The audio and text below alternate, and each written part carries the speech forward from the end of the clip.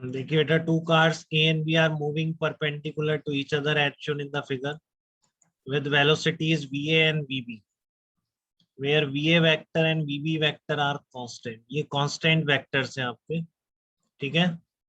तो find out distance of their closest approach and how long do they take to reach it. Distance, closest distance कितनी होगी उनके बीच में और कितना टाइम लगेगा उसको अचीव करने में, ठीक है, ये आपको निकालना है। तो ऐसे तो देखो आप इसको भी उससे भी कर सकते हो, कैलकुलस से हो सकता है आपके एप्लीकेशन ऑफ डेरिवेटिव्स में ये क्वेश्चन दिखे मैथ में, ठीक है। तो फिर आप डिफरेंशिएशन से करेंगे, वही टाइम जो डिस्टेंस है उसको as a function of time लिखेंगे, बीच की डिस्टेंस को, और डिफरेंशिएट करके जीरो करेंगे, ठीक है। बट फिजिक्स में आप ऐसे नहीं करेंगे क्योंकि अब ये 90 पर है इसलिए उससे इजी हो पा रहा है। अब ये एंगल पर भी हो सकते हैं, जब बी यहाँ पर था ये यहाँ पर होता, टी इक्वल टू जीरो पर, ऐसे क्वेश्चन भी दिखेंगे आप, ठीक है। तो सबका जनरलाइज जो तरीका है वो आप सीखिए रिलेटिव मोशन से, ठीक है। तो सबसे पहले मैं उसी से बता रहा हूँ, मेथड नंबर 1 वही है, रिलेटिव मोशन से कैसे करेंगे। तो जैसे आपने बी को रोक दिया या ए को रोक दिया मान, तो velocity of B with respect to A लिखो आप, और देखो किस डायरेक्शन में आ रही है। तो ए को उसी डायरेक्शन में जाता हुआ दिखे, बस वहां से उस पाथ बना लो उस वेलोसिटी से, और उस ए पॉइंट से मिनिमम डिस्टेंस लिख दो उसकी, बहुत सिंपल है, ठीक है। तो आपने क्या बनाया, velocity of B with respect to A बना रहे हैं, ठीक है। तो velocity of B with respect to A किस डायरेक्शन में आएगा बेटा, क्या आपको पता है इतना रिलेटिव मोशन।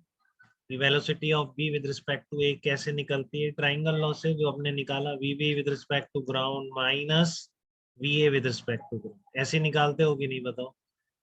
तो V B with respect to ground ये रहा, minus V A with respect to ground क्या होगा ये, तो ये आपका V B with respect to ground है, ये आपका minus V A with respect to ground है, ठीक है। तो इसका रिजल्टेंट किस डायरेक्शन में आ रहा है, रिजल्टेंट इस डायरेक्शन में आ रहा है, ठीक है। V B with respect to ground minus V A with respect to ground, तो रिजल्टेंट इस डायरेक्शन में आ रहा है। तो ए को कैसा जाता हुआ दिखेगा, तो इधर ही आएगा, V B with respect to ground, तो ए को इधर जाता हुआ दिखेगा इस लाइन, ठीक है। तो ये फिक्स पॉइंट है एक तरह से, जब आपने इसको रोक दिया और एक्सेलरेशन है नहीं तो इसके रिस्पेक्ट में इस डायरेक्शन में जाता हुआ दिखेगा, ठीक है। तो इस पॉइंट से इस रास्ते की मिनिमम डिस्टेंस क्या हो सकती है, पार्टिकल ऐसे जा रहा है तो कब मिनिमम होगा वो, मानो आप बताइए मिनिमम कब होगा।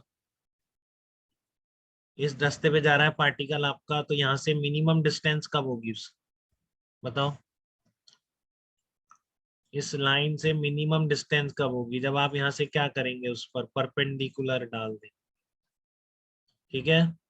यही मिनिमम होगी कि नहीं डिस्टेंस, क्योंकि बाकी देख लो कोई भी लेंथ आप कंसीडर करोगे तो इस राइट एंगल ट्राइंगल बनेगा, तो ये क्या हो जाएगा, हाइपोटेन्यूज बन जाएगा, तो हाइपोटेन्यूज बेस से तो हमेशा ही ज्यादा होगा। तो और कोई भी डिस्टेंस आप कहीं पे भी पार्टिकल होगा, तो अब आप लाइन ज्वाइनिंग ये बनाएंगे, लाइन उसको ज्वाइन करती हुई, तो जो डिस्टेंस है वो हमेशा इससे ज्यादा ही होगी, तो ये आपकी मिनिमम डिस्टेंस है, ठीक है। तो आप क्या निकाल नहीं सकते क्या क्योंकि आपको ये लाइन पता नहीं है कि यहाँ पर कितने एंगल पर होगी, बताइए।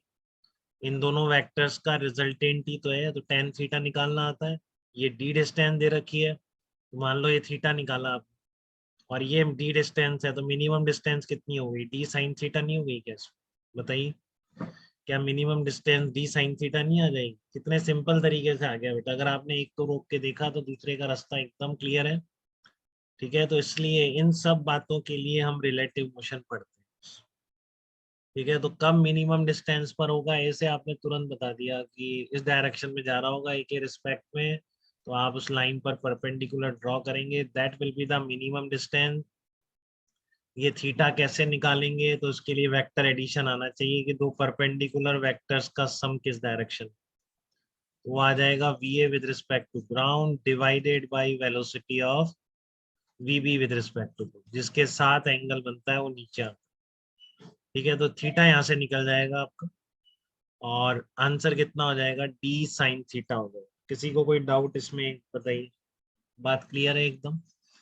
मिनिमम डिस्टेंस कैसे निकालते हैं, तो देख लीजिए एक बार और रिपीट कर देते हैं। मिनिमम डिस्टेंस को ऐसे दिखेगा आपको, ये A with respect to ground है, ये B with respect to ground है, minus V A with respect to ground इस डायरेक्शन में आ गया। इन दोनों का रिजल्टेंट आपका जिस लाइन पर आ रहा है, तो पार्टिकल इस ए के रिस्पेक्ट में या ए को इधर ही जाता हुआ दिखेगा इस लाइन के ऊपर, ठीक है। तो आपको इस लाइन पर पार्टिकल जा रहा है तो यहाँ से मिनिमम डिस्टेंस जैसा बताया मैंने यही वाली होगी टी में। तो टेन थीटा कितना आ गया आपका, ये आ गया V A upon B B.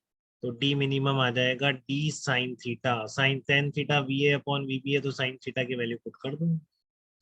तो कितना आ गया, D into V A upon under root V A square plus V B square. तो कोई डाउट बेटा इसमें किसी को, बात क्लियर है एकदम, minimum distance between the particles, ठीक है। अब टाइम कितना लगेगा उसको ये डिस्टेंस अचीव करने में, ठीक है, ये बीसी डिस्टेंस अचीव करने में उसे कितना टाइम लगेगा, तो ये कैसे निकालोगे, टाइम लगेगा आपका बीसी अपॉन रिलेटिव, देखो ये इसमें गलती होती है, इसमें गलती होती है कि डी मिनिमम अपॉन वेलोसिटी कर देते हैं रिलेटिव वेलोसिटी, ये गलत हो जाता है। डी मिनिमम डिस्टेंस आई, रिलेटिव वेलोसिटी से डिस्टेंस कौन सी ट्रेवल हो रही है, बीसी डिस्टेंस ट्रेवल हो रही है बेटा। जो टाइम कह रहा है कि कितने टाइम बाद मिनिमम डिस्टेंस पर होगा, तो बीसी डिस्टेंस ट्रेवल होगी रिलेटिव स्पीड से, ठीक है ना। इसके रिस्पेक्ट में पार्टिकल इस डायरेक्शन में जा रहा है तो इस डिस्टेंस को ट्रेवल करने में जो टाइम लगेगा कितना लगेगा, ये डिस्टेंस किसके रिस्पेक्ट में, इसके रिस्पेक्ट में सब कुछ, ठीक है। तो टाइम कितना आएगा, BC upon relative speed, BC upon relative speed, तो बीसी कितना आ रहा है, डी कॉस थीटा। बताइए बीसी कितना आ रहा है, बीसी आ रहा है D cos theta divided by relative speed, relative speed आपने निकाल ही रखी है कितनी है, दोनों परपेंडिकुलर हैं तो under root V A square plus V B square, cos theta की वैल्यू और पुट कर देंगे, V B upon under root V A square plus V B square, तो टाइम ये निकल के आए, ठीक है ना। इतने टाइम पर दोनों के बीच की जो डिस्टेंस है that will be the minimum, ठीक है। क्लियर है बात सबको, कोई दिक्कत तो नहीं है इसमें। अब मेथड 2 ये कह रहा है कैलकुलस वाला, जैसे एप्लीकेशन ऑफ डेरिवेटिव्स में आ जाए आपकी मैथ में, 12th में पढ़ेंगे शायद अभी।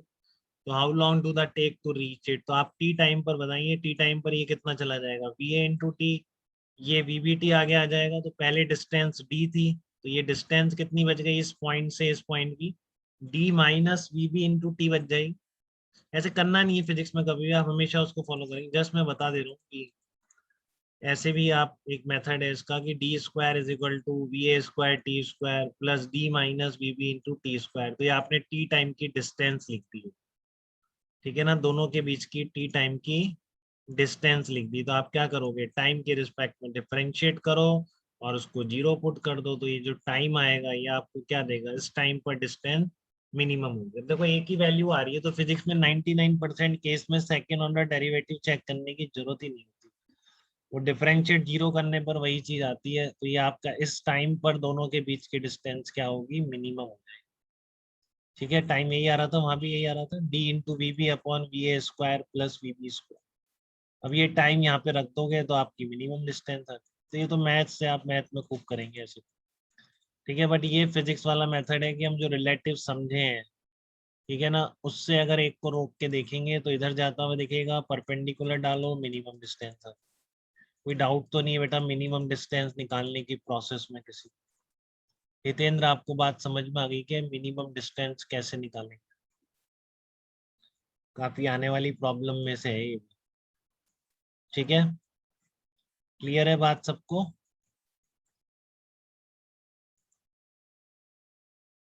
ओके।